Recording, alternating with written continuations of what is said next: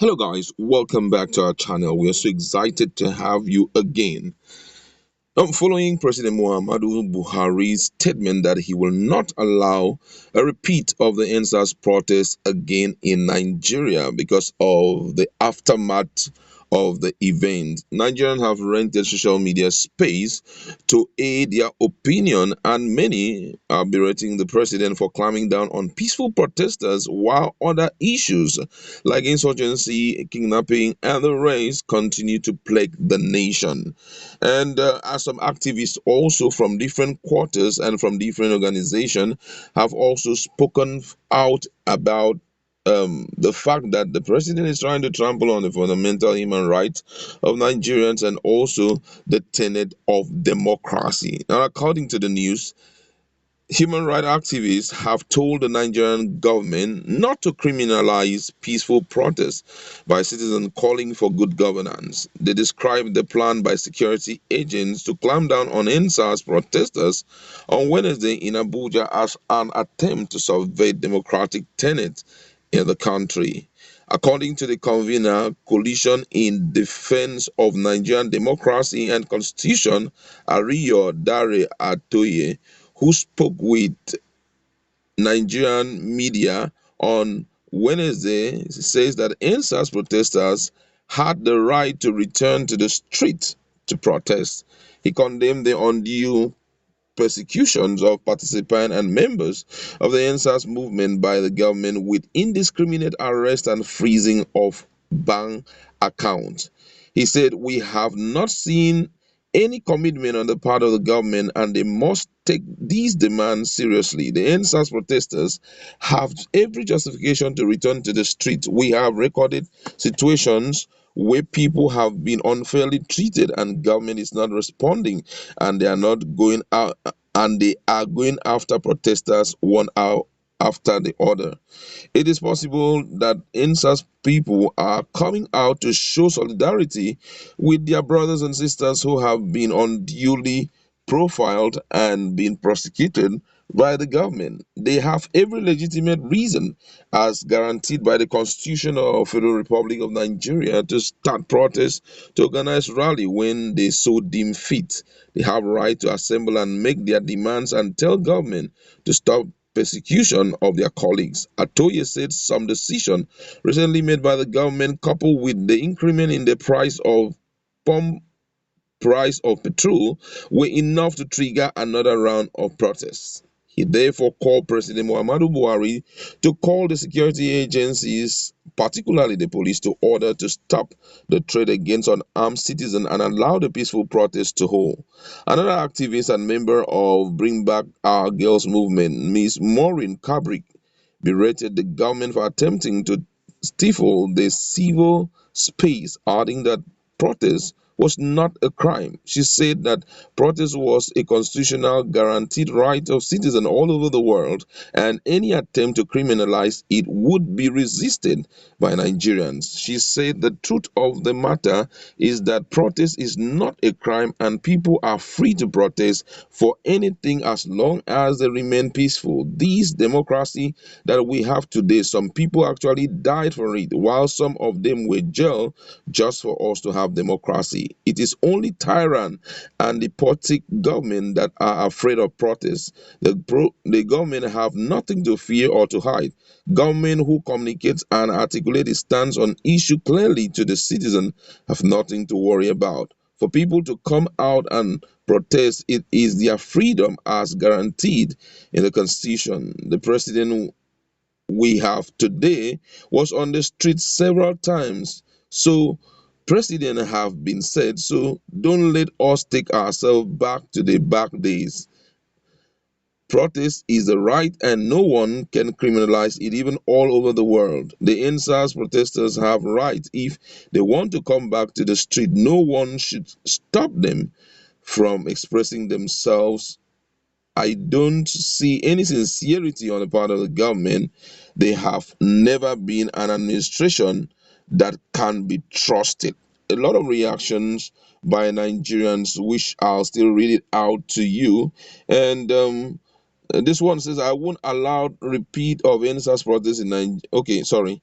This one says the second wave of such protests will be shocking to the extent of overpowering any military. The number of hungry Nigerians are huge and further push down threat and mishandling of NSAS protesters will not help in this situation. Another person here says, tell Buhari to prepare for the Ogagbatabata of all protests, show walking or get ready for the showdown. This one says, stop the ASU strike and make Nigeria great as you said during your campaign. We're tired of your pappy, so resign peacefully without being kicked out. So many reactions by Nigerians, and most of the reaction I've seen, they're pointing at insurgency, that they are pampering insurgency in Nigeria, and seems not to even treat them badly. Instead, protesters who are registering their displeasure over some issues in the country are the ones that are being arrested and all of that. And another issue which I feel that is making all of this to happen is the fact that timeliness in responding to the demands of these youths is overly important. Timeliness. We've got to set a timeline. Said, okay, by this time we're going to get this thing fixed. By this time we're going to get it. Leaving this thing and going the pathway of trade won't solve this issue. There are a lot of issues staring at our face. I tell you, I sometimes I just try to sit back and think of how would things be sorted out with this government, and it seems very difficult. Let us not try to thicken it. Nigerian democracy have grown to a particular level. At least we have records of 2011. What happened? People who are today in government had the privilege of walking down the street without any form of intimidation. Nobody was able to stop them. Why? Because it was believed that democracy in Nigeria has grown, and as such, we shouldn't bring it back to a crowded level. But unfortunately, this is what we are seeing. Okay, these guys protested. The next thing, they are being hunted down with police and all of that. Hey, it's not good enough. I tell you the whole truth. I think it's high time that we understand the purpose of this protest and do the needful. Okay, for example, take a retrospect. Some few days ago, precisely I think 2 or 3 days ago, the Peru president, after protests took place and some person lost their life, the man threw in white towel and walk away. Come on, people will respect you for that. If you feel that you can't stand the protest, the criticism, because the very day that you call yourself a public officer, you take up any public office ranging from presidency down to local government, automatically you don't have any personal life. You are accountable to the people. You are the chief servant to the people, and you're accountable. Anytime they feel like calling on you and making demands or telling you this thing you are doing, we're uncomfortable with it. Hey, sure, you have to show workings. You understand? You've got to respond to them. You need to talk to them, because you're not saving your own office. You're not saving your own family. There's no form of imposition. That's why in democracy we see things, different religious groups. Nobody is an atheist and people are fighting him. You have the right. Now, one of the things that you've got to understand, also being a leader in a democratic setting, is the fact that you need to accept that people must have different opinion. Is for you to clear the air for them to know. That's why I respect guys like Saraki, the eighth Senate president. I respect that guy a great deal. And today people have seen who he is, despite the fact that during the saga of stealing and all of that, his name was into mud and all of that. His response was not directly at people who were witch hunting him. He showed some high level of maturity in his action. People now today, people are respecting him. Going out, anytime I see people taking up legal actions against protesters and all of that, it's a clear indication that you don't have any idea about what democracy is all about. Why not step aside? Guess what? If you take a walk out of your office today and said you don't want to serve in any public capacity again, I promise you, nobody will come hunting after you. Even you walk down the street, no one will break you, no one will stop you.